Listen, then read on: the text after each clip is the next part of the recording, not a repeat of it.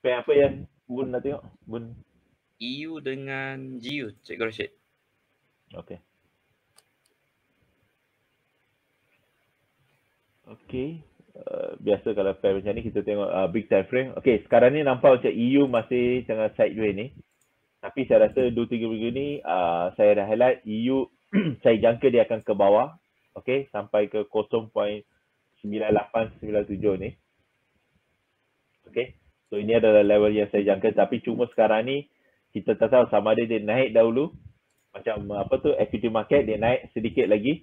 Lepas tu baru turun. Maknanya daripada 1 point, sebab hari tu 1.0250 dia dah hit. Okay, sekarang ni next level 1.03 baru dia turun.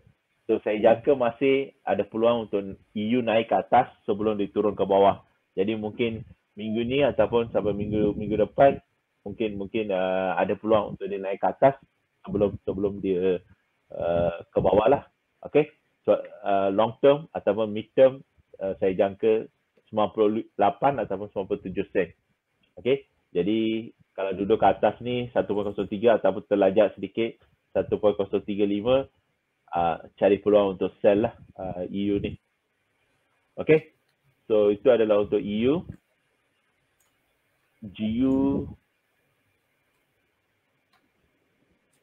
Okay.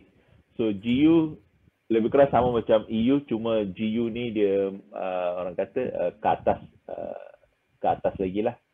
Okay. So saya rasa saya pernah mention GU saya expect 1.16 hingga 1.15 dengan 1.14 lah. Ini adalah level-level yang kita jangka dia akan pergi, sebab kalau kita tarik ataupun kita tengok weekly time frame sebelum ni, kita nampak level-level yang ni kita dah mention rasanya 2-3 minggu lepas rasanya. Okay. So 1.16 dengan 1.1423 ni. Okay. Cuma sekarang ni kita expect sebab US dollar melemah, jadi kita expect dia akan push ke atas lah. Sama ada sampai 1.22 ataupun sampai 1.23 ataupun terlajak sedikit baru ke bawah. So kita expect mungkin dia buat bearish flag ni naik ke atas baru dia breakout ke bawah lah. Cuma tak tahu sama ada dia naik lagi 50-80 pip ataupun 100-200 pip. Okay. Tapi pergerakan untuk mid term memang ke bawah lah. Jadi kalau nak buy hati-hati sedikit, kalau nak sell tunggu dekat atas lagi lah. Kalau nak low risk tetap. Okay Bun. Okey, baik. Terima kasih Cikgu Rashid. So itu analisa untuk EU dan juga GU ya. So kepada viewer kalau ada apa-apa soalan ataupun permintaan boleh type di ruangan komen ya.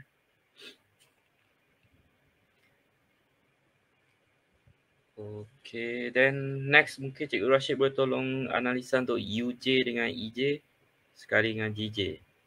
Okay. PJPY ni Rasa dah dah mula naik ke apa?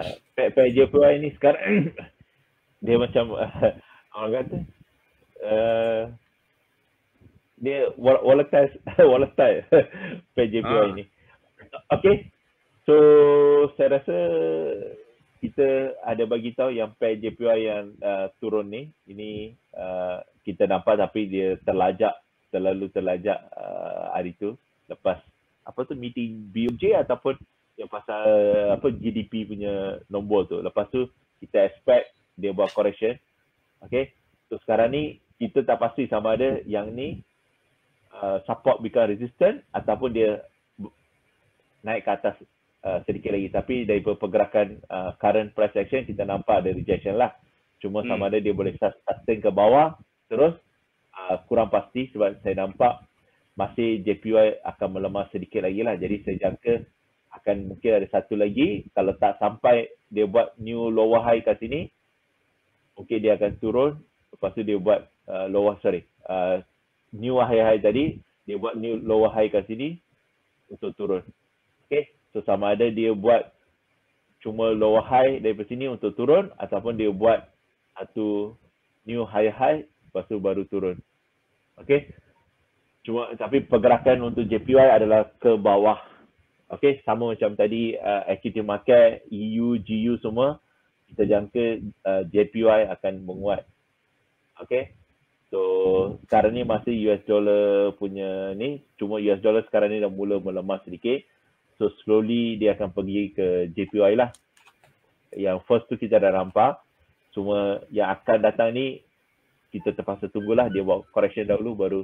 Cuma correction dia sama ada sampai ke sini baru turun ataupun sampai dia buat satu new higher high baru turun ke bawah.